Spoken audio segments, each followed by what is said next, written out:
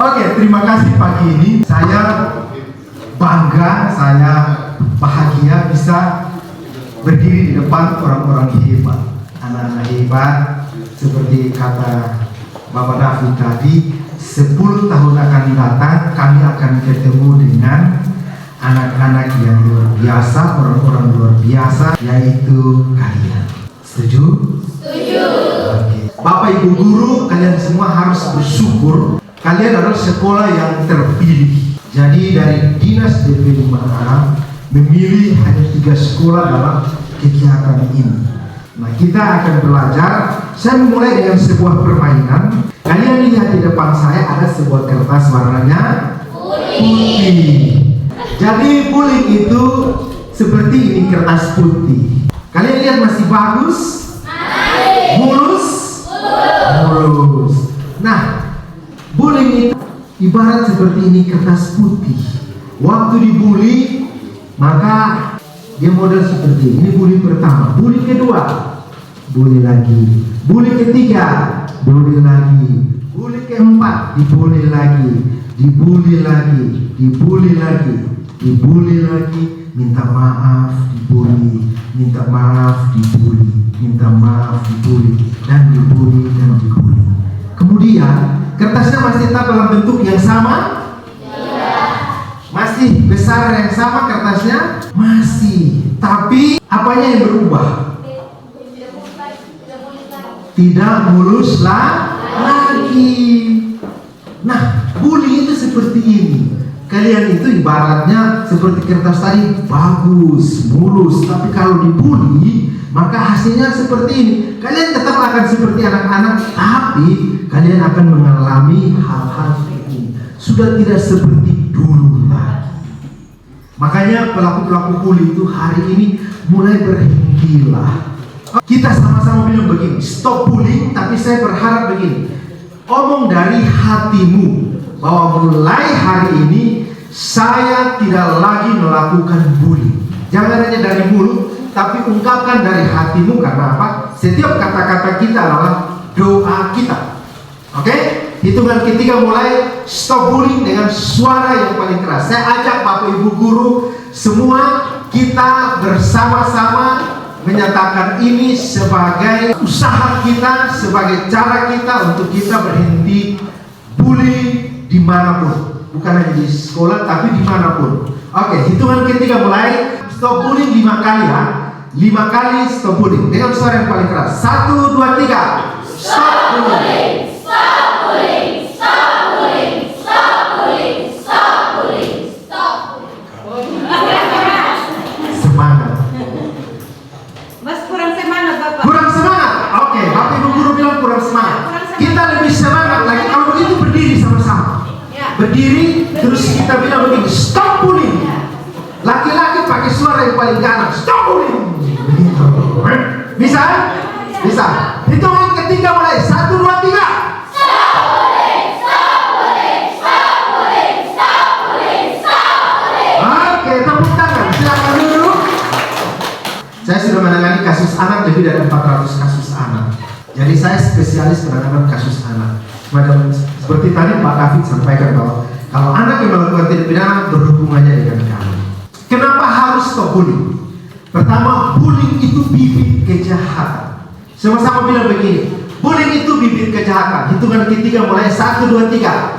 Bullying itu bibit kejahatan. Oke, siapa tahu bibit? Bibit itu ditanam kemudian tumbuh. Bullying itu seperti itu. Ditanam dan dia tumbuh, maka akan menjadi namanya kejahatan. Jadi kalau mau supaya stop bullying, maka berhentilah tanam bibit bullying. Tanam bibit apa coba? Bibit sayur, bagus. Bibit apa lagi? Ubi yang tadi Pak makan enak sekali. Nah, bibit apa lagi yang ditanam?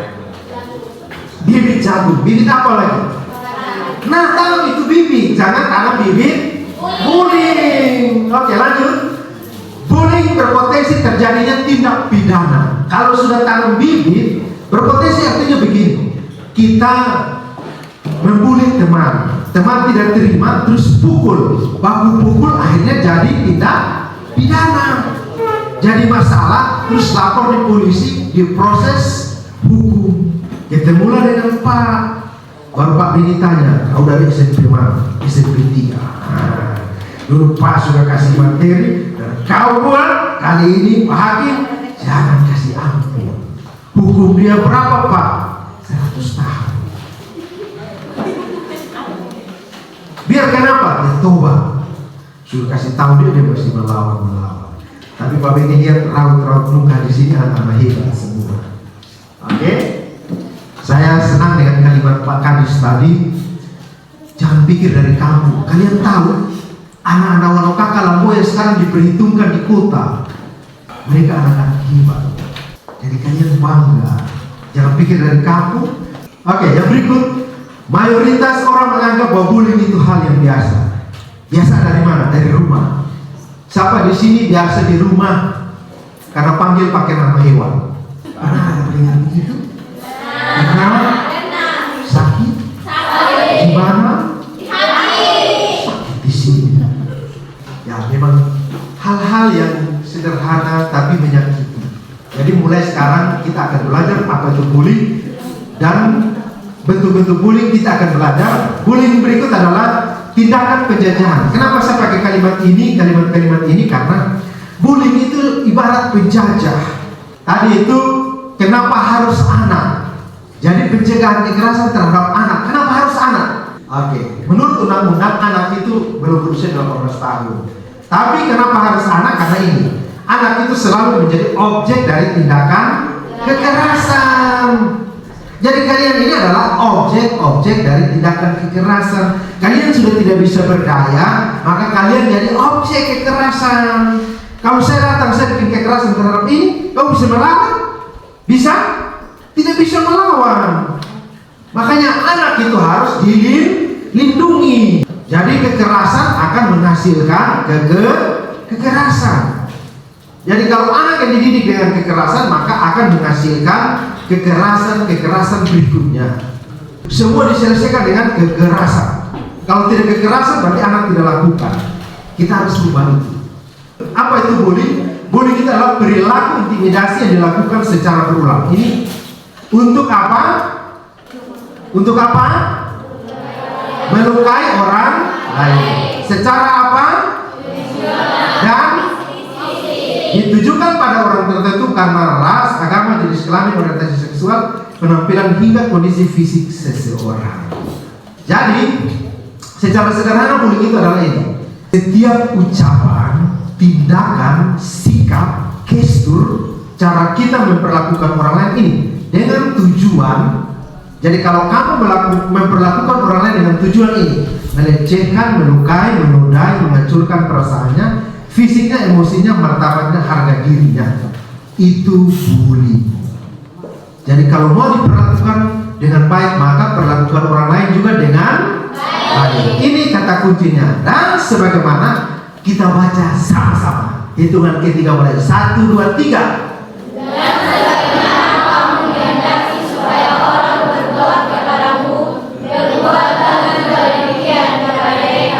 Kalau tidak mau dibully, jangan membuli.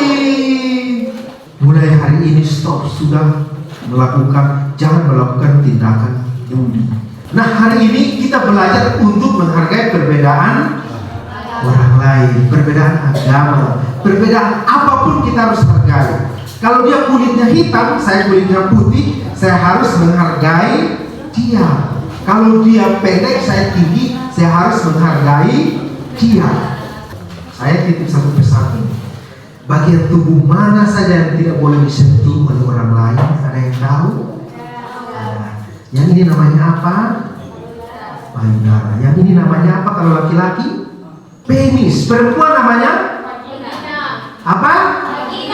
Jangan malu sebut alat kelaminmu. Karena ada yang malu, terus dia takut sebut alat kelamin, dia diperkosa oleh omnya, dia tidak bisa cerita karena malu sebut dia punya vagina.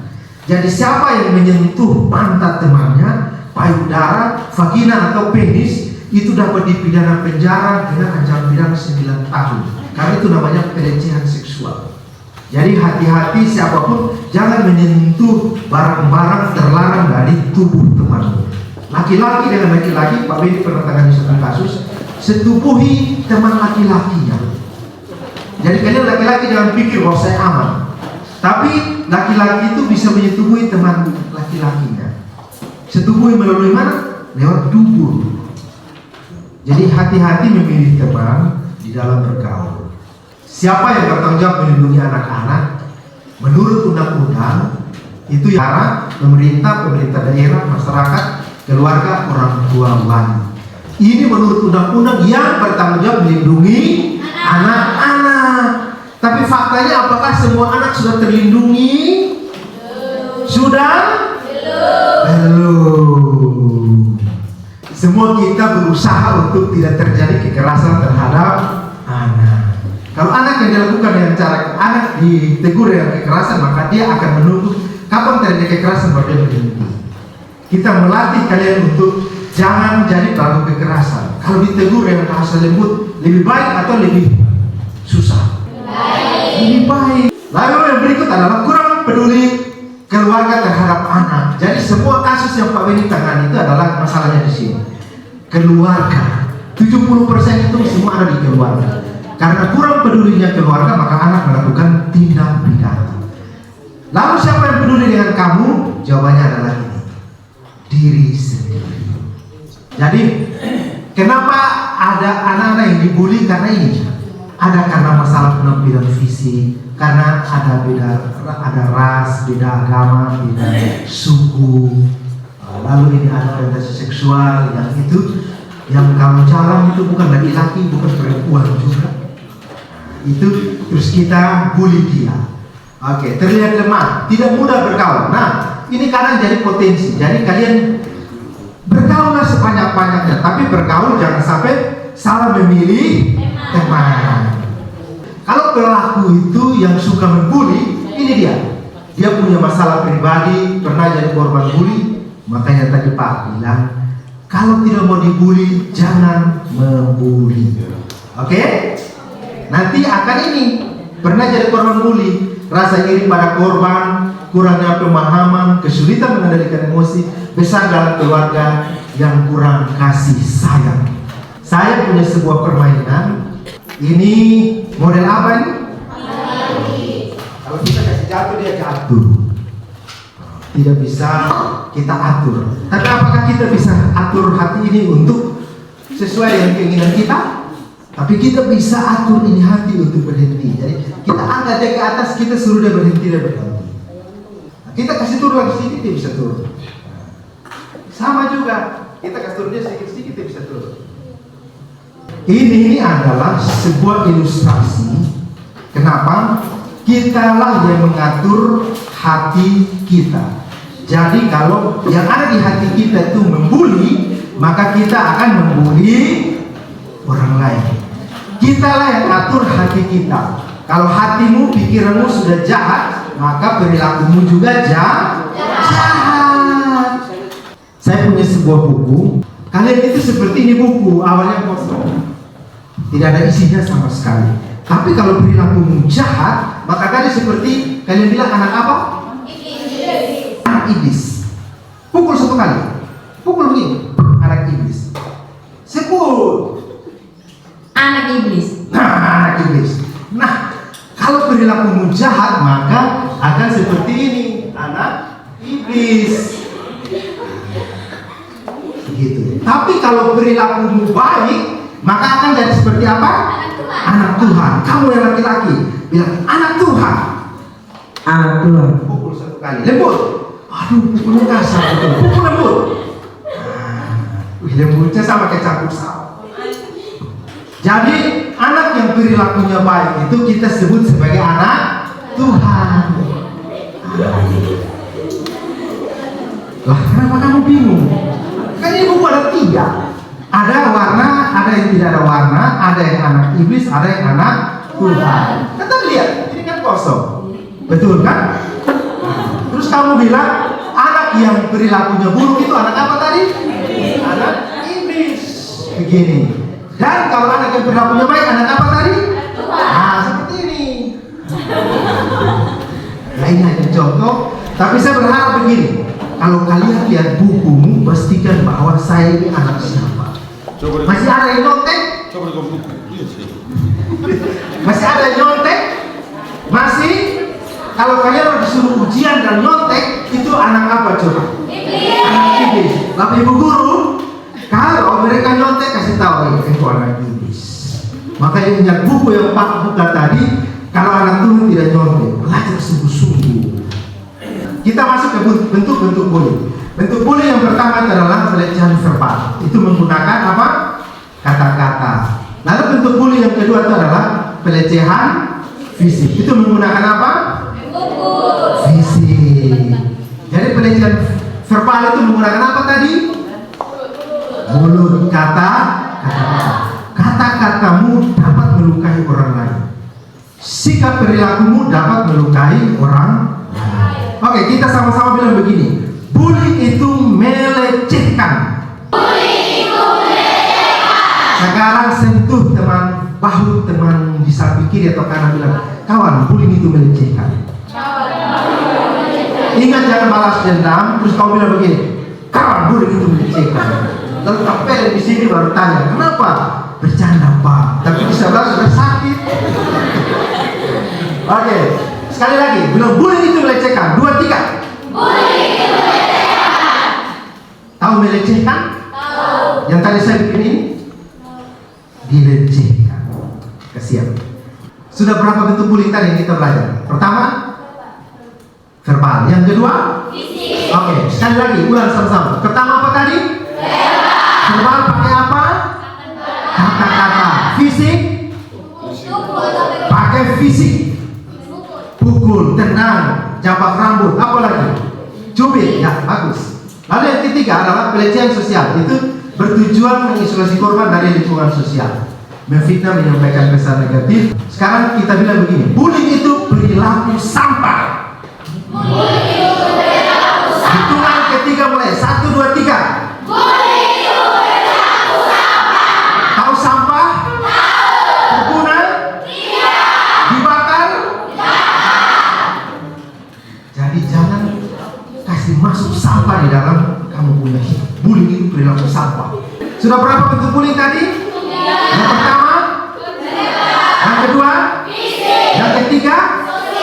Sosial. Yang keempat adalah pelecehan cyber, itu dilakukan secara online. Jadi yang punya media sosial itu biasa melakukan bullying secara sosial, secara online. Posting kata-kata kasar, mempermalukan korban, ini dia. Terus yang terakhir adalah pelecehan emosional, semacam penghinaan, panggilan yang kurang pantas, sebut nama hewan atau nama bapak.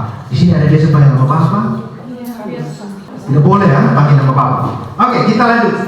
Bullying itu penghinaan terhadap martabat manusia. Kalian baca sama-sama, 1, 2, 3. Bullying itu penghinaan terhadap manusia. Oke, sudah ada 3 kata kunci bullying. Siapa yang bisa, saya akan kasih dia hadiah. Bullying itu melecehkan, bullying itu adalah perilaku sampah, bullying itu penghinaan terhadap martabat manusia. Oke, tepuk tangan saya. Hafal ini ya. Satu perilaku bullying dapat mengandung atau memenuhi beberapa bentuk bullying. Misalkan memaki, menghina teman di depan banyak orang. Kalau memaki atau menghina teman, kira-kira bentuk bullyingnya apa tadi? Kamu memaki temanmu di depan orang. Memenuhi unsur apa tadi? Verbal. Apa lagi? Memaki. Oke, verbal betul ya. Tadi ini memaki. Apa lagi? Sosial, coba kita lihat. Good, sosial. Yang berikut ada apa lagi? Coba. Oh, ternyata betul, emosional. Kenapa 3 unsur ini masuk? Siapa yang bisa kasih penjelasan?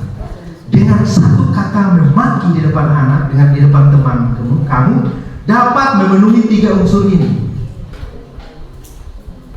Pelecehan verbal, pelecehan sosial, pelecehan emosional. Jadi kata-katamu kalau kamu maki, maka kamu melakukan berapa bentuk bullying tadi? 3. Ini.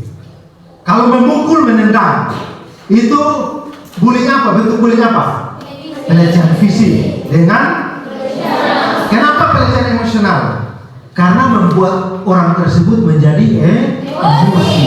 Jadi kalau kalian perilakumu membuat orang lain emosi, maka kalian sedang melakukan bullying atau pelecehan emosional. Lalu yang berikut, membicarakan keburukan teman. Nah, ada di sini yang tukang gosip. Jujur dia. Kira-kira bentuk bullying apa yang terpenuhi? Ayo, tadi apa? Bentuk bullyingnya apa tadi? Oke, coba kita lihat. Oke, ada verbal. Kenapa verbal? Pakai kata-kata. Yang kedua apa? Kalau membicarakan keburukan teman? Sosial. Coba kita cek. Oke, betul. Itu tadi. Jadi ini hanya contoh-contoh. Satu perilaku bully dapat memenuhi beberapa bentuk bullying. Beda antara bullying dengan bercanda. Kalau bullying itu menggunakan kekerasan, ancaman atau paksaan, bercanda itu bertingkah, bersenda-gurau, berseloroh atau berkelakar. Kalau Pak Michael sukanya bercanda, makanya sudah umur tua tapi masih awet. Siapa yang suka bercanda di sini? Siapa yang suka mau dibully? Tidak boleh. Jadi kita semua suka yang bercanda. Ini bedanya. Kalau bercanda itu menang sendiri, bully itu menikmati atau senang bersama-sama. Bully itu menyebabkan orang lain tersakiti. Jadi kata kuncinya ada pada korban. Kalau korban tersakiti, maka itu bullying. Lalu semua dapat berpartisipasi. Bullying itu sengaja dilakukan. Kira-kira satu kalimat beda antara bullying dengan bercanda itu apa? Kalau bullying itu menyakiti. Bercanda tidak menyakiti, tapi bercanda itu menyenangkan. Sekarang bilang begini, bullying itu menyakiti, bercanda itu menyenangkan. Oke, 1, 2, 3. Bullying itu menyakiti, bercanda itu menyenangkan. Kapan bercanda jadi bullying? Nah, ini ada beberapa. Bercanda jadi bullying itu merasa objek bercanda merasa tidak nyaman. Jadi kalau kalian dibully, pikirnya itu bercanda, tapi kamu tidak nyaman, itu bully. Oke, kita lanjut saja ke pasal-pasalnya. Ternyata bullying itu dapat dipidana. Kalau ini, coba kalian baca ini. Kekerasan terhadap apa ini? Kekerasan terhadap apa? Kekerasan terhadap. Kalau kamu dengan teman kamu, anak sama-sama, terus kamu melakukan kekerasan, berarti masuk tidak ini? Kekerasan terhadap anak? Masuk. Hati-hati. Kekerasan tadi apa saja? Masih ingat pada kita omong tadi kekerasan apa saja? Fisik, verbal, sosial, emosional. Kekerasan di sini tidak ada sebut bilang kekerasan apa kan? Tapi kekerasan terhadap apa? Pidananya berapa? Jadi ini disesuaikan dengan dampak dari bullying itu sendiri. Kita baca sama-sama dengan suara yang paling keras. Hitungan ketiga mulai. 1, 2, 3. Kita diciptakan berbeda namun punya masa depan yang sama, yaitu berhasil. Dirimu saat ini mungkin bukan siapa-siapa, tetapi suatu ketika saya akan bertemu dengan seseorang yang berhasil seperti gubernur, bupati, wali kota, camat, guru, dokter, polisi, tentara, pengusaha, pendeta, pastor, ustaz, penyanyi, petani, atau peternak, koordinator, hakim, jaksa yang berhasil dan lain-lain. Jadi kalau ada Anda, Jangan baca ini. Kenapa mesti cek nama ini? Ini saya ya. Oke, sudahlah. Tapi artinya begini. Saya kenapa pakai kata berhasil? Kalau kamu jadi bupati harus berhasil. Bukan bupati yang korupsi. Siapa yang mendapatkan angka 10, dialah pemenangnya. Oke? Kalian berdoa di hatimu, saya harus dapat angka 10. Nah, waktu kalian ambil benda barang ini, tidak boleh lihat. Nanti Pak yang terka angka 10-nya bisa. Ambil satu-satu ya. Mulai dari kamu. Kamu mau apa? Angka 10 atau angka yang lain? Angka 10. Oke. Kamu berdoa sampai bilang angka 10. Tutup matamu dan yakin. Angkat. Pelan-pelan. Untuk semua. Ambil satu saja. Simpan. 10 di belakang. Sudah. Tidak boleh lihat. Kamu mau angka berapa? Wah, semua mau angka 10. Sudah yakin? Oke, yakin. Tutup mata dan sembunyi. Semua mau angka 10. Oke. Tapi satu saja yang terpilih. Sekarang kalian semua senyum. Senyum yang terbaik. Terus kalian di sini terka. Dari sekian banyak ini siapa yang dapat angka 10? Coba. Siapa yang setuju bilang ini yang dapat angka 10? Coba angkat tangan. Oh, kamu yakin dia dapat angka 10? Oke. Siapa yang setuju kalau ini dapat angka 10? Oke. Ada yang yakin bahwa kamu dapat angka 10. Siapa yang setuju kalau ini dapat angka 10? Yakin. Tidak ada. Oke. Siapa yang setuju kalau ini dapat angka 10?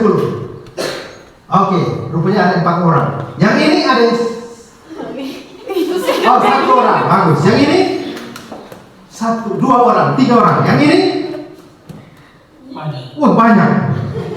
Hanya satu saja yang tidak dapat angka, yang tidak mendapat dukungan, yaitu yang tadi siapa? Yang ini ya.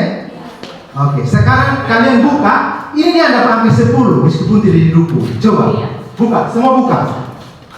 Coba kasih tunjuk. Siapa yang dapat angka 10? Yang lain, coba kamu. Yang itu, yang ini. Jadi arti permainan ini begini. Memang tidak kebetulan, dia tidak didukung. Tadi saya tanya siapa yang yakin tidak ada satu orang pun yang tidak tahu. Kenapa kalian tidak yakin? Apakah memang modelnya tidak meyakinkan? Hah? Apakah modelnya itu kurang meyakinkan? Siapa tahu sudah jadi kepala desa? Ya, bro. Kenapa saya melakukan permainan ini? Kalianlah yang menentukan apa yang harus kamu pilih dan kamu lakukan. Pilihan yang tepat akan menghasilkan tindakan yang tepat dan benar. Bagus. Kenapa saya tahu dia pilih angka 10? Karena saya bisa memilih dia. Permainan ini memberikan pesan bahwa kita harus memilih teman yang tepat. Siapa yang memilih? Kitalah yang memilih, bukan orang lain.